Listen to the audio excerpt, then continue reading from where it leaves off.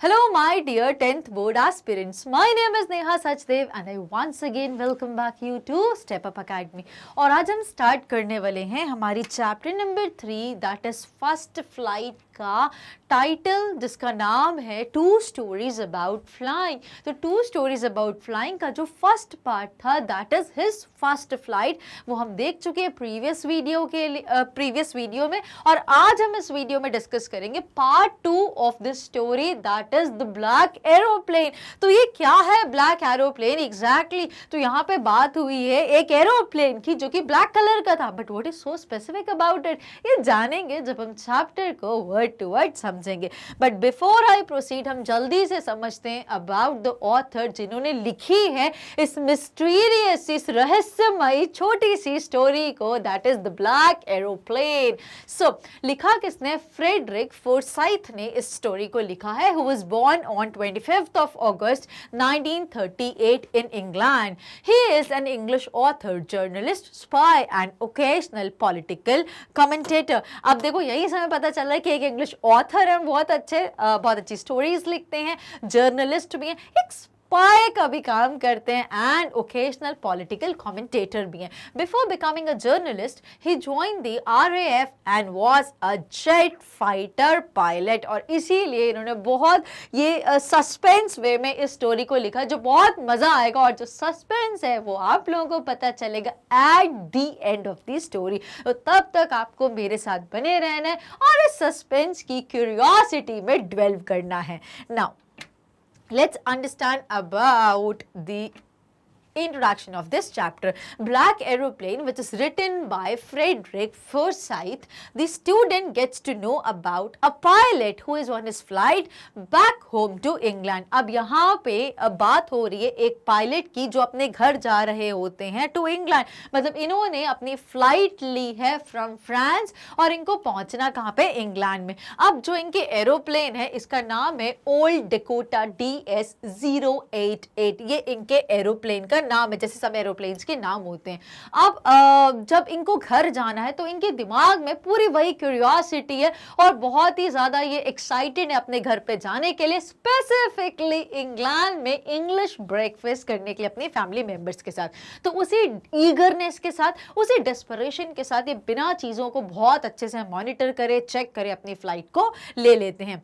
The story narrates the incident that happens on the way and how he escapes death miraculously. और ये जो story है ये हमें बताती है कि हाउ क्या इंसिडेंट रास्ते में हुआ जब उन्होंने अपनी फ्लाइट ली फ्रॉम फ्रांस और उनके home town that is England में, और किस तरीके से वो मौत के मुंह से बच के निकलते हैं, वो भी बहुत ही चमत्कारी तरीके से। तो दैट इज वेरी इंपॉर्टेंट कि ही मिरेकल है, यही सस्पेंस है जो हमें समझना है थ्रू आउट द स्टोरी। तो जल्दी से प्रोसीड करते और चैप्टर की थीम को समझते।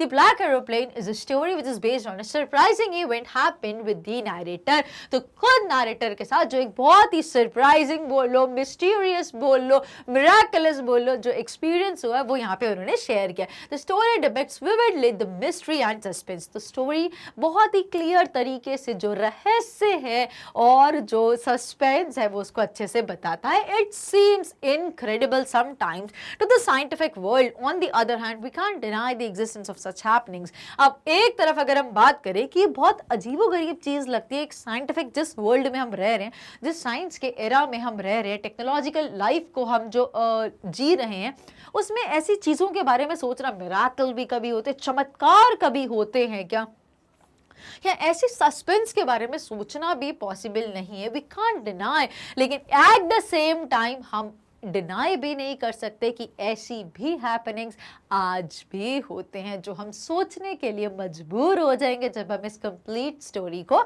समझेंगे वर्ड टू वर्ड। तो जल्दी से स्टोरी को समझते हैं इन डिटेल मैनर। तो यहाँ पे स्टार्ट होता है टू स्टोरीज अबाउट फ्लाइंग का part 2 that is the black aeroplane. The moon was coming up in the east behind me and stars were shining in the clear sky above me. There wasn't a cloud in the sky. I was happy to be alone high up above the sleeping countryside.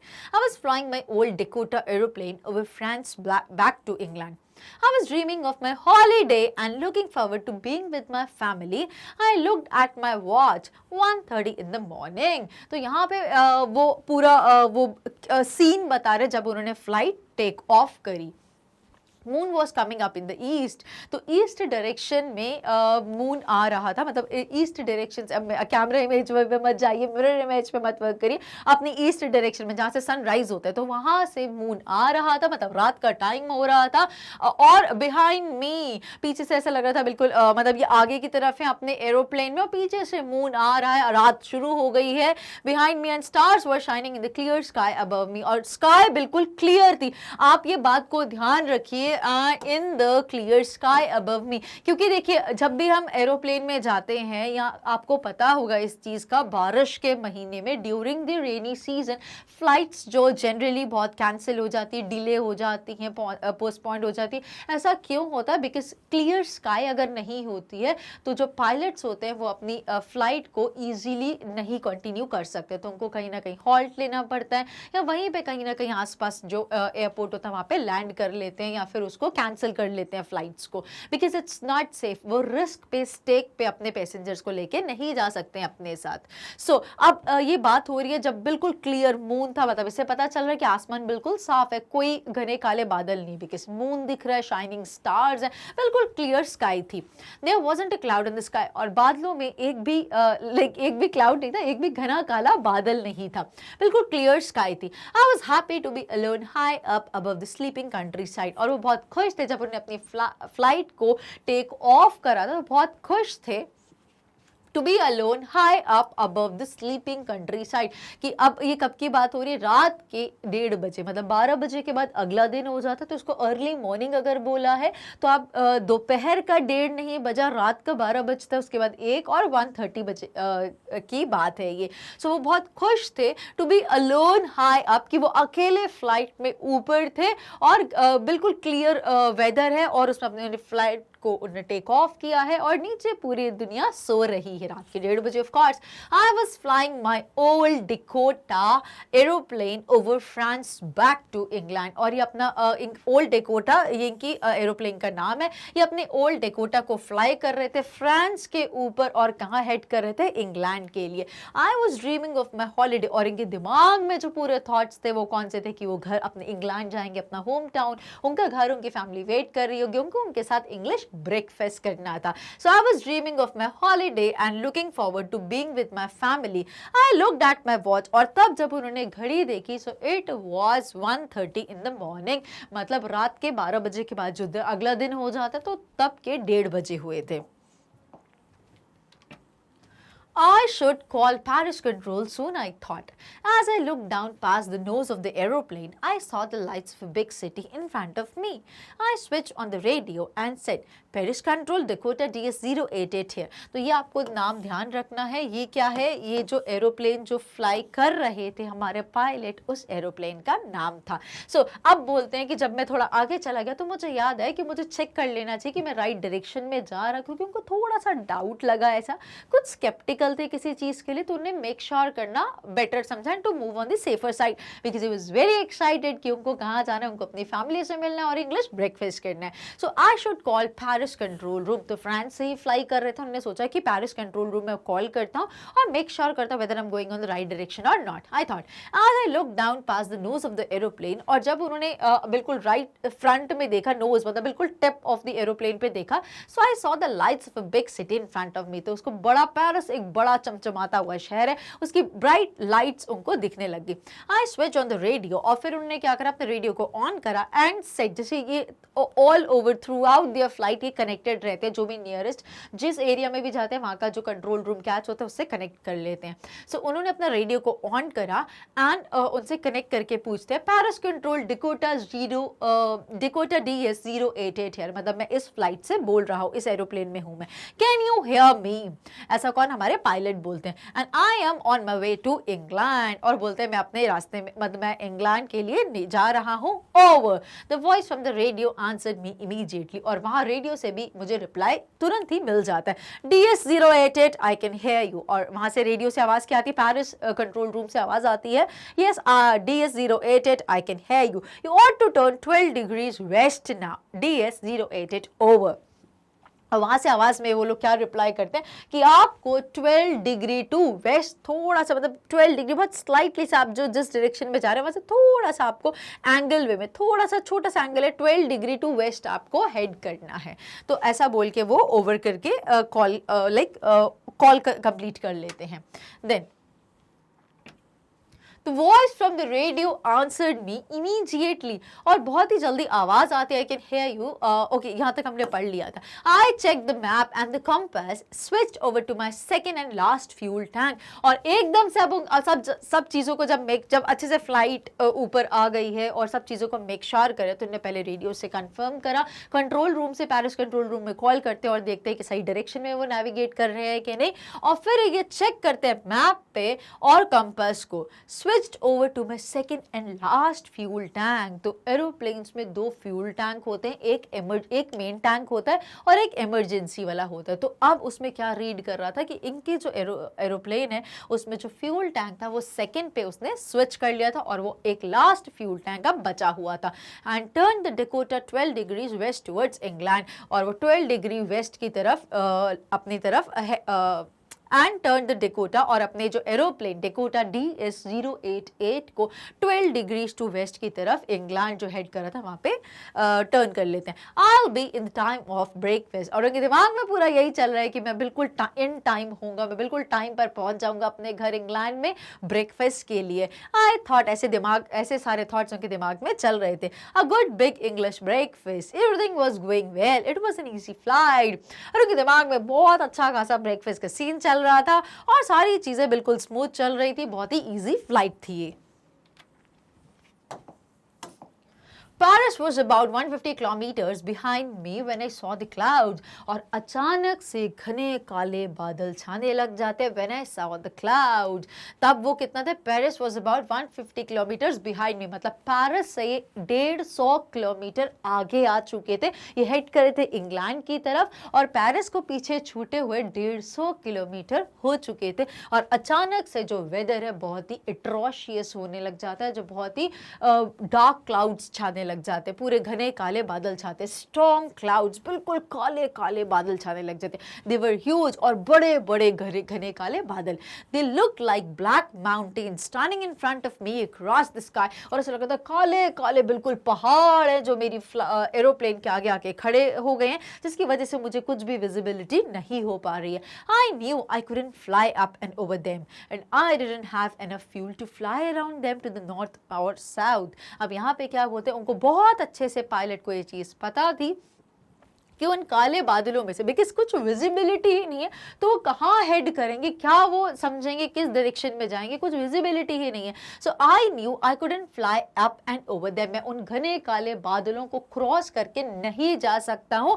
Moreover उनको ये भी पता था उनके पास enough fuel नहीं था that to fly around them to the north और south, की वो घने काले बादलों के आसपास या नॉर्थ में या साउथ में कहीं ना कहीं आसपास वो घूमते रहे, इतना फ्यूल भी टैंक में अवेलेबल नहीं था।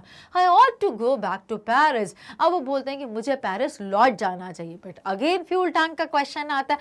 I thought, ऐसा उन्होंने सोचा, but I wanted to get home, लेकिन एट द सेम टाइम जो बहुत ही डोमिनेटिंग थॉट जो उनके दिमाग में थ्रू आउट चल रहा था, that was to enjoy English breakfast with their family members. ये तो डोमिनेंट थॉट था। I wanted that breakfast, I'll take the risk। अब वो बोलते हैं कुछ भी हो जाए मुझे वो ब्रेकफास्ट एंजॉय करना अपनी फैमिली के साथ, तो चलो कोई बात नहीं, मैं रिस्क ले लूंगा, देखता हूं जो होगा देखा जाएगा। सो यहाँ पे एक बहुत इंपॉर्टेंट पॉइंट हमें पता चलता है, जो हमारे पायलट थे, देखो रिस्क लेना अच्छा होता है but always go for calculative risk, हमेशा कैलकुलेटेड रिस्क पे चलना चाहिए and always try to move on the safer side, क्योंकि ऐसा रिस्क नहीं लेना चाहिए जो कहीं ना कहीं हमें समझ में आ रहा है that would lead us, that may lead us towards death. तो ऐसे रिस्क को हमें अंडरगो कभी भी नहीं करना चाहिए, विच में रिस्क आर एंटायर लाइफ। और ऐसा ही रिस्क अभी हमारे पायलट ने लिया है। हाँ, बोलते कोई बात नहीं, जो होगा देखा जाएगा, मैं रिस्क ले लेता हूँ। I thought and flu that old Dakota DS-088 against into the storm. मैं बार बार नाम क्यों ले रही हूँ, सो दैट आपको याद हो जाए, because these are very important things to be kept in mind. जब भी आप आंसर फ्रेम करते हो तो पूरी ऐसी कंप्लीट डिटेल्स के साथ लिखोगे, इट वुड बी मोर बहुत ही प्रिसाइज लगता है और बहुत ही एम्फसाइज करता है। सो इन्हीं थॉट्स के साथ उन्होंने अपने ओल्ड डेकोटा को फ्लाई करते हैं, उस काले घने काले बादलों में वो फ्लाई करने लग जाते हैं। Inside the clouds everything was suddenly black, और अचानक से क्लाउड्स के अंदर जब वो ऐसे फ्लाई कर रहे होते, सब कुछ काला काला, बिल्कुल डार्क ब्लैक, कुछ भी विजिबिलिटी, कुछ भी समझ में नहीं आता है। It was impossible to see anything outside the aeroplane, और कुछ भी एरोप्लेन के बाहर देखना तो कुछ पॉसिबल नहीं था, बिकॉज बहुत घने काले बादल छा चुके थे। The old aeroplane jumped and twisted in the air. अभी ओल्ड डेकोटा पुराना एरोप्लेन था, अभी काले बादलों में कुछ दिख नहीं रहा, किस जगह जाना है, old east west north south, कुछ समझ नहीं आ रहा, क्या करना है, क्या स्पीड, क्या कुछ समझ नहीं आ रहा। तो वो जो ओल्ड एरोप्लेन था वो जंप कर रहा था और बिल्कुल ट्विस्ट कर रहा था हवा में, बिकॉज काले बादल थे, विजिबिलिटी बिल्कुल जीरो थी। I looked at the compass, और ऐसे टाइम में उन्होंने अपने कंपास को देखा कि थोड़ी बहुत कुछ हेल्प मिल जाए। I couldn't believe my eyes, और अब क्या देखते हैं वो, खुद को, उनकी आंखों को भरोसा नहीं हो पाया कि वो क्या देखे, that it stopped working, वो फेल हो गया है। The compass was turning round and round and round, ये कंपास की सुई बिल्कुल गोल गोल घूम रही और वो बिल्कुल खराब हो गया, वो चल नहीं पा रहा है। It was dead, it would not work, और वो अब काम नहीं करेगा। The other instruments were suddenly dead, और फिर उन्होंने रेडियो चेक करा कि मैं कनेक्ट करने की कोशिश करूं, तो that was also not working. कोई सिग्नल नहीं था, कोई कनेक्टिविटी नहीं थी, कोई भी जो गैजेट था यहाँ पे वो कुछ भी वर्क या हेल्प नहीं कर पा रहा था। Everything went dead suddenly. I tried the radio, और फिर उन्होंने रेडियो ट्राई करना, जैसे कि मैंने आपको अभी बताया। Paris control, can you hear me? There was no answer, क्योंकि कुछ भी चीज़ properly work up नहीं करी थी, सब कुछ dead हो चुका था। The radio was dead too. I had no radio, no compass, ना रेडियो था कनेक्ट करने के लिए ताकि वो प्रॉपर्ली नेविगेट कर सके, और ना ही कंपास था जो उनको डायरेक्शंस बता सके। And I couldn't see where I was, और वो खुद को नहीं देख पा रहे थे वो कहाँ पर हैं। I was lost in the storm, और घने काले बादलों में वो कहीं ना कहीं ऐसा लग रहा था कि वो घूम गए हैं। Then in the black clouds quite near me I saw another aeroplane, और फिर अचानक से क्या होता है, कुदरत का करिश्मा कहिए, यहाँ आप ऐसी कुछ, इसको मॉन्स्टरस फीलिंग से भी जोड़ सकते हैं, कुछ अचानक से ऐसा करिश्मा होता है, मिराकल होता है, या क्या होता है। इन the black clouds quite near me I saw another aeroplane, कि बिल्कुल इस ये जो ओल्ड डेकोटा DS-088 था, इसके जस्ट साइड में घने काले बादलों में अचानक से उनको एक और एरोप्लेन दिखने लग जाता है। It had no lights on its wings, और इसके विंग्स पे कोई लाइट्स नहीं थी। एरोप्लेन के विंग्स पे लाइट होती है सिग्नल करने के लिए, बट इस एरोप्लेन पे कोई भी लाइट नहीं थी। But I could see it flying next to me through the storm, but वो इतना क्लोज था कि वो आराम से वो देख सकते थे कि मेरे नेक्स्ट में कोई एरोप्लेन है जो मेरे साथ साथ फ्लाई कर रहा है। आई could see the pilots face, और उनको पायलट का फेस भी क्लियरली दिख रहा था, टर्न टुवर्ड्स मी, और मेरी तरफ, मतलब जो पायलट था उस एरोप्लेन का बिल्कुल ब्लैक था। That is why it's black aeroplane, क्योंकि उसके विंग्स तक में कोई लाइट नहीं थी, घने काले बादल थे, और वो एक ब्लैक कलर का एरोप्लेन था। अब जो पायलट था उस एरोप्लेन का वो ऐसे लग रहा था, मतलब he was facing towards the pilot of old Dakota DS-088, वो उनको फेस कर रहा था। I was very glad to see another person, और वो इतनी जब उनको कोई हेल्प, कोई उम्मीद, कुछ भी समझ में नहीं आ रहा था, इतनी पुअर पैथेटिक कंडीशन हो गई थी, तो ऐसे टाइम पे उनको कोई एक help, it was a very big help. कहते हैं ना, अंधकार में एक दिए की रोशनी भी बहुत ज़्यादा होती है, so it was just for him. So I was very glad, वो बहुत खुश हो जाते हैं कि कोई और भी है यहाँ पे मेरे साथ है। He lifted one hand and waved, और वो एक हाथ निकाल के ऐसे वेव करता है जैसे कि ऐसे कुछ कुछ मुझे फॉलो करो, something like that. Follow me, he was saying. अब दूसरे एरोप्लेन का जो हेल्प के लिए आया, जो दूसरा एरोप्लेन था उसका जो पायलट था हैंड वेव कर रहा था इस एरोप्लेन के पायलट को, ओल्ड डेकोटा के पायलट को हैंड वेव करके क्या बोलता, follow me, he was saying, ऐसा लगता है कि ऐसा बोलना चाहता मुझे फॉलो करो बस। So he knows that I am lost, जैसे कि इसको समझ में आ रही है कि इतने डार्क स्टॉर्म में, ब्लैक क्लाउड्स में जैसे कि मैं घूम गया हूँ और वो मेरी हेल्प के लिए आया और मुझे बोल रहा है कि मुझे फॉलो करो। He is trying to help me, वो मेरी मदद करने की कोशिश कर रहा है। He turned his aeroplane slowly to the north, और धीरे से वो अपना एरोप्लेन जो नॉर्थ की तरफ हेड करता है, इन फ्रंट ऑफ माई डेकोटा, मेरे डेकोटा के आगे मुझे ओवरटेक करके, लाइक मुझे डायरेक्ट करने के लिए, मुझे गाइड करने के लिए मेरे आगे चलने लग जाता है। So that it would be easier for me to follow him, so that वो जहां जहां भी फ्लाई करे मैं उसके पीछे पीछे उसको फॉलो करते जाऊं ब्लाइंडली, बिकॉज अभी ब्लाइंड कंडीशन ही थी। I was very happy to go behind the strange aeroplane like an obedient child, और एक बहुत ईमानदार, एक वफादार, एक सीधे साधे एक अच्छे बच्चे के जैसे मैं उस ब्लैक एरोप्लेन के पीछे पीछे उसको फॉलो करता रहा। After half an hour the strange black aeroplane was still there in front of me in the clouds, और आधे घंटे तक मैं लगातार उसको फॉलो कर रहा था, और उसके बाद भी मुझे ऐसा लगा कि वो आगे ही मेरे चल रहा है, मैं बहुत ओबीडियंटली इसको फॉलो कर रहा था घने काले बादलों में।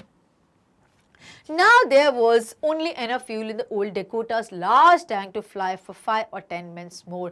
अब जो लास्ट फ्यूल टैंक बचा था उसमें लिमिटेड इतना ही फ्यूल था कि वो और बस मुश्किल से 5 या 10 मिनट्स तक वो फ्लाई कर सकता है, अदरवाइज वो जैसे ही फ्यूल टैंक खत्म हो जाएगा और प्लेन वहीं पे क्रैश हो जाएगा। I was starting to feel frightened again, और फिर से वो बहुत ज़्यादा डरने लग जाते हैं, क्योंकि अभी दूर दूर तक वो जो काले बादल थे वो ख़त्म नहीं हुए थे और उनको कुछ भी समझ में नहीं आ रहा था। But then he started to go down and I followed through the storm, और बट वो धीरे से जो वो गाइड कर रहा था, जो एरोप्लेन, वो ब्लैक एरोप्लेन, वो धीरे धीरे नीचे जाने लग जाता है, और ये जो ओल्ड डेकोटा था ये भी उनको फॉलो करने लग जाते हैं उन घने काले बादलों में। Suddenly I came out of the clouds and saw 2 long straight lines of lights in front of मी, और अचानक से घने काले बादलों से बाहर आ जाते हैं और दूर इनको 2 स्ट्रेट लाइंस दिखने लग जाती हैं लाइट्स की इन फ्रंट ऑफ मी। मतलब आप जैसे कभी रनवे पे आते हो तो दूर से आपको लाइट्स की ऐसी वो रनवे दिखना शुरू हो जाता है, तो अब ऐसे एयरपोर्ट आ गया, उनको समझ में आ रही थी ऐसे कुछ।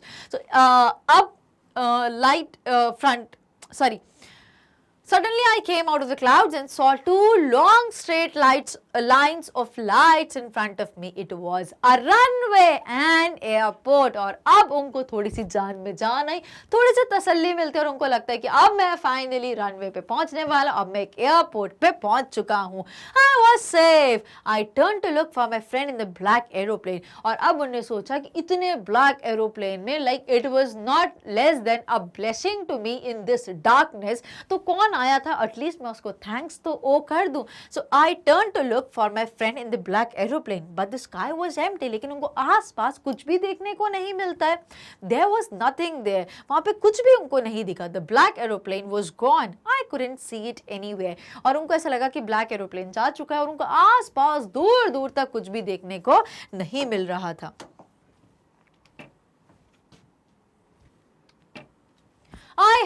I landed and was not sorry to walk away from the old Dakota near the control tower. अब उन्होंने फाइनली अपनी फ्लाइट को, अपने एरोप्लेन को लैंड कराया and he was not sorry to walk away from the old Dakota near the control tower. और वो अपनी एरोप्लेन को वहीं पे छोड़, because he was very excited कि कौन था क्या था, तो वो वहीं पे अपने एरोप्लेन को छोड़ के और तुरंत कंट्रोल टावर के पास चले जाते हैं। I went and asked a woman in the control center, और जो कंट्रोल सेंटर में एक जो वुमेन, एक जो लेडी बैठी थी, वो जाके पूछते हैं where I was and who the other pilot was, कि मैं कहाँ पर था और वो जो दूसरा पायलट है वो कौन था जिसने मेरी हेल्प करी है। I wanted to say thank you, क्योंकि मैं उनका शुक्रिया अदा करना चाहता हूँ, मैं उनको धन्यवाद देना चाहता हूँ, बिकॉज ऐसे घने काले बादल के टाइम पे जिसने मेरी मदद करी, that was brilliant help और brilliant gift। तो she looked at me very strangely and then laughed, बहुत अजीबोगरीब तरीके से मुझे देखती है और फिर हंसने लग जाती है।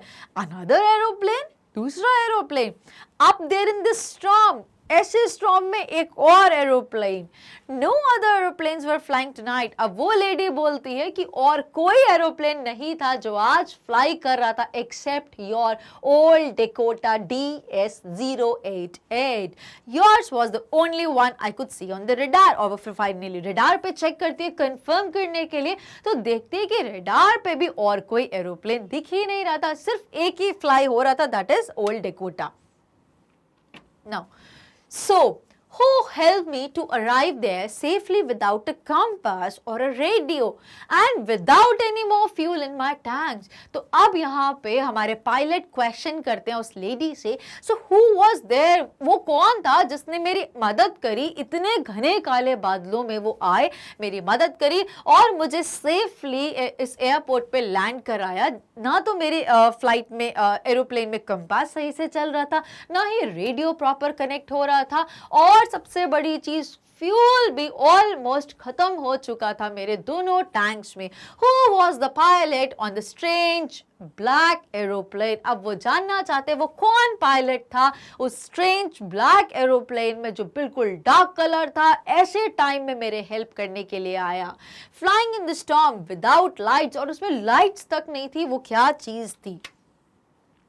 So he was very surprised, he was very blessed कि कौन था जो उनकी हेल्प करने आया। और इसी नोट पे चैप्टर एंड हो जाता है। Now this is a mystery, there's a question, there's a suspense कि वो क्या था।